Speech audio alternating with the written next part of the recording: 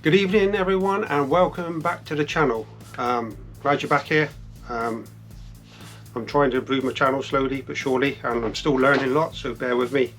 But today I'm not on the bike because one, it's dark in the evenings, plus I'm working all day so I don't get time to go out.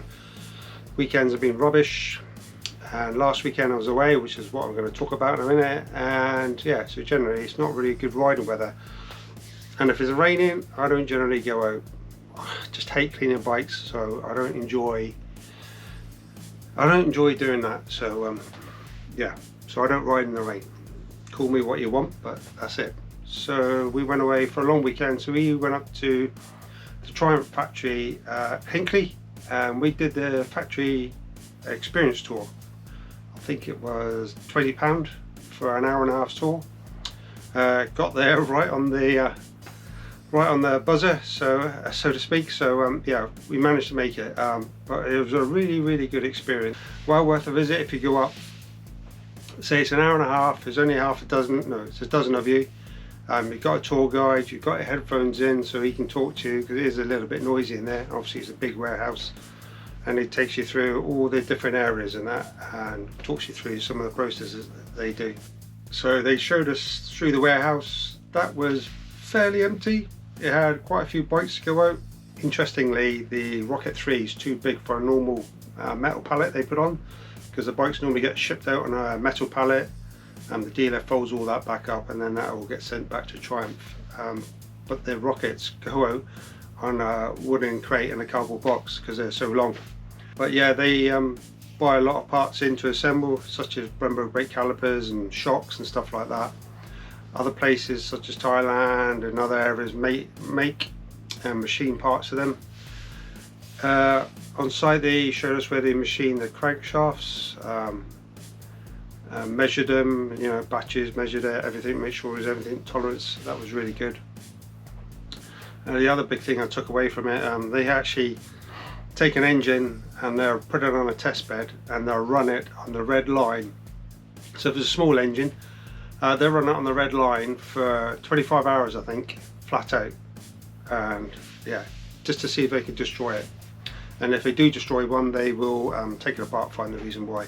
The bigger engines, like the 1200s, they'll run for, I think, 55 hours on the red line flat out. So yeah, pretty amazing. So if you've got a Triumph, you know you've pretty much got a solid engine. The other thing, when we went around to the assembly line, apparently that's all changed. I haven't seen it when it was an original assembly line, like a car one, I guess. So they've got a couple of assembly lines going. Because of parts issue, they get the bike basically on a trolley. All the parts get put in certain boxes, and not until all those boxes and trays are filled up with the right parts for that bike, they've got everything, does it go on the assembly line. So that means it can go right through, be assembled, packaged and ready to go. I think what they were finding, they were starting to go through the assembly line and they would have to stop the assembly line because something was wrong or they didn't have the part. A good experience. You can't photograph in there, you can't use your phone or anything, so, but worth a visit, so do it.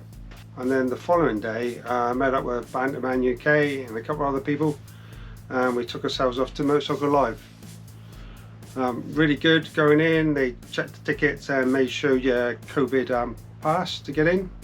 We got in pretty early, it was quiet, and for some reason for me and Kim, we didn't get the feeling like it had been over the last few years. Or not, I know it hasn't run for the last few years, but the last few years there's been, I don't know, there was some aura around it.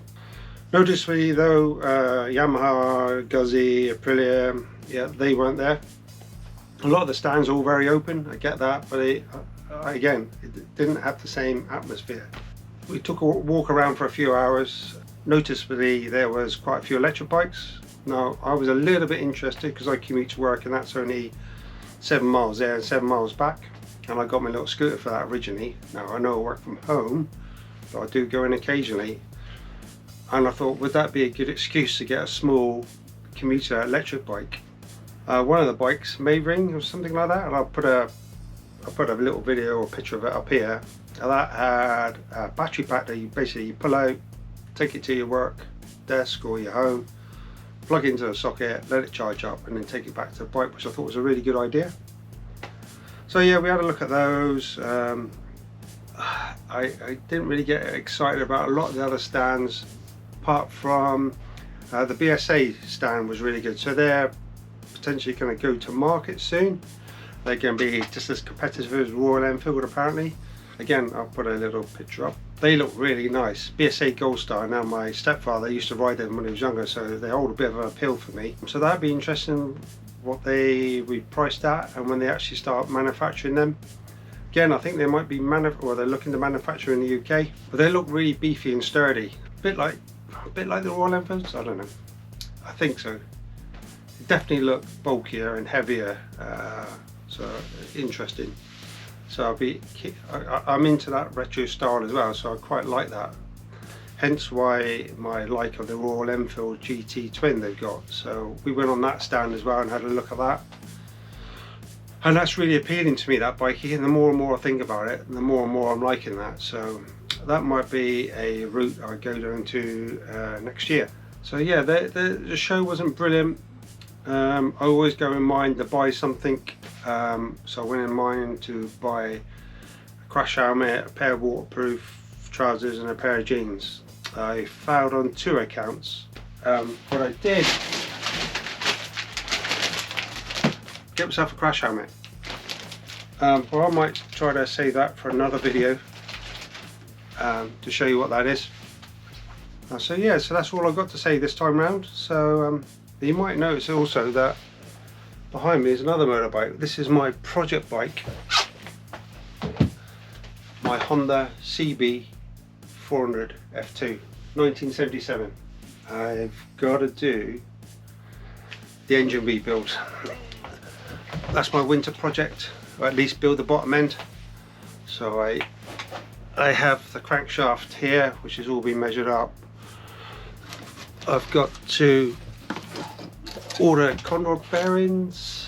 They're not cheap. I think they're £5. No, sorry, they're £10 per half shell. So yeah, and then I go order the main journal bearings, and then I can build the bottom end. So yeah. Alright, so I think I'm going to finish there for the minute. Nice to speak to you all again, and I'll see you next time. So take care, and if I don't see you before, have a good Christmas. Bye bye.